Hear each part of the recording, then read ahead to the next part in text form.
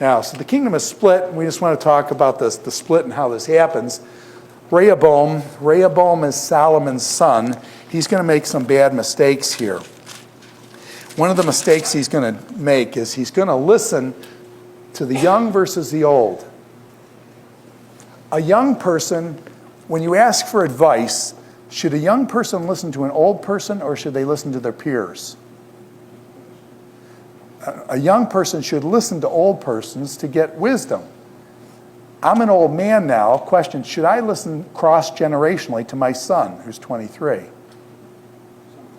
Yeah, the answer is yeah, I should. Because that gives you this cross-generational kind of context here. And so Rehoboam's taken over, and it's like, okay, my father's dead now, I'm the king. And so what he says is this. He goes to the old men and he says, hey, elders, what do you recommend? He consulted with the elders, and they said, if today you will be a servant to these people and serve them and give them a favorable answer, they will always be your servants. In other words, if you as the king serve your people will do what to you? They will serve you. So if the king serves the people, then the people will serve the king. Is this talking about leadership? Is this talking about leadership? If a new king serves his people, the people will then in turn serve him. That works, okay? That's what Jesus did. He rejects that, and he goes instead to the young men that he'd grown up with, and here's what they say. Hey, Rehoboam, you're king. You're the big man now. You tell them, my little finger is thicker than my father's waist. My father laid on you a heavy yoke. I will make it even heavier.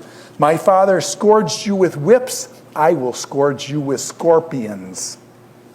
In other words, my father made it rough for you. You ain't seen nothing yet. I'm on the throne yet. My little finger is tougher than my father's whole, power and being and stuff. And so he says, basically, that's what the young men, show them who's boss. Show them who's boss. Have you ever seen a young leader come in and has got to kind of take over and show everybody that he's the man? Okay, is that a loser? That's a loser, okay? Okay, when you got to prove something like that, that's a loser, okay? The person that comes in and serves people, is that the winner? And that's actually my son. We just had that talk about that in terms of his experience in the Marines. You got some Marines come in and I'm going to show them how tough I am and things like that. My son was a team leader. You know what he did? His guys marched 16 miles. Rather than giving them a lecture telling them they were nothing, you know what he did? He went out and bought pizza for his guys. Question, would those guys have died for him? I mean, I'm not talking figuratively, I'm talking literally.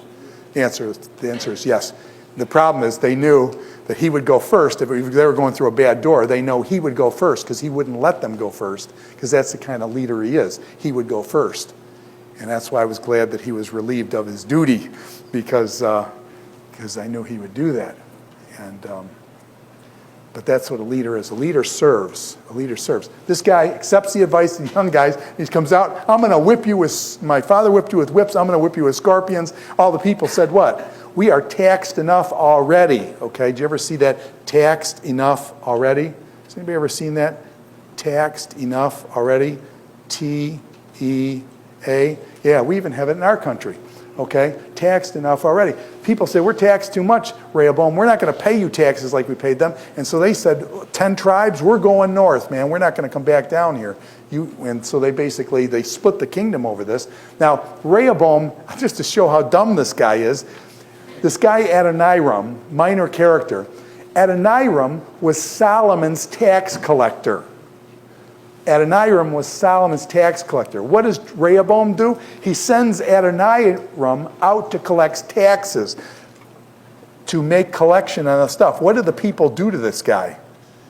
When he gets out there to collect the taxes, the people stone Adoniram to death. They actually kill him. He's trying to collect taxes for Rehoboam. They said, sorry, it doesn't work here. And they actually stoned this guy to death. Was that a really dumb move on his part? Had this guy already had bad blood because he was a tax collector for Solomon? That's what they're complaining about, too much taxes. And so Adoniram is stoned to death. It just shows Rehoboam and his stupidity kind of thing. Now, the northern kingdom splits off. The northern kingdom will be called Israel. And now the names get funny here. The names get funny. So the northern kingdom is called Israel, and Judah will be the south, in the south. all the kings of the north are bad. Every one of them are bad, starting with Jeroboam on down, they're all bad. Okay, so it's pretty easy for the northern kingdom. They're all bad guys. And in the south, the southern kingdom is called Judah, and it's through the southern kingdom of Judah that David's descendants will rule. The problem is they only got one tribe. They actually, Simeon had integrated in there and stuff, but I want to get into that. But anyways, so basically Judah is where David's son will rule. Most of the kings of the south were bad. Some of them were good. Hezekiah was a very good king. Josiah was another one, real good king. And so you get Hezekiah, Josiah, Asa. Some of these kings in the south were good. Not all of them were bad, but about four or so were good. Now, the kings, here we go. I don't want you to know this or write this down, okay? I'm just going to float through the northern kingdoms, okay? When I took this course many, many years ago, my professor had me memorize all the kings of the north and their dates, and the kings of the south and their dates. And I swore if I ever taught this class, I would never do that to anyone.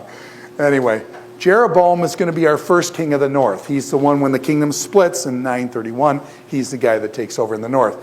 He has a son Nadab, but what happens to his line? His line gets cut off. Baasha kills Nadab's son Ella. Baasha has Ella. Ella gets killed. Zimri has no kids. He rules for like 3 weeks or 3 months or something. He gets killed immediately. So these guys are getting killed off. Do you see that their line? Now, by the way, in the south, are we going to have David's line, father, son, father, son, father, son? David's line is going to continue like forever. But here you see these guys are cut off, cut off, cut off. None of their descendants last. These are each descendants of themselves kind of thing. Now, here's a big one. This guy's got 4 in a row. Omri. You know Omri because you know his son, Ahab. Ahab was real famous. He was married to Jezebel. Okay, so this is Jezebel's husband. This father, Omri, is also very important, actually outside the Bible, more than inside the Bible. But Ahab, this is where Ahab was like the worst of the worst kings. This Ahab is the worst of the north. And then he has a couple sons, and then boom, his line gets cut off as well. And then you've got Jehu. Jehu is important for one thing. I'm sorry for simplifying it this much, but Jehu takes out Ahab's line. Jehu is the one that finishes off all of Ahab's kids. So Jehu basically ends this bad line in the north.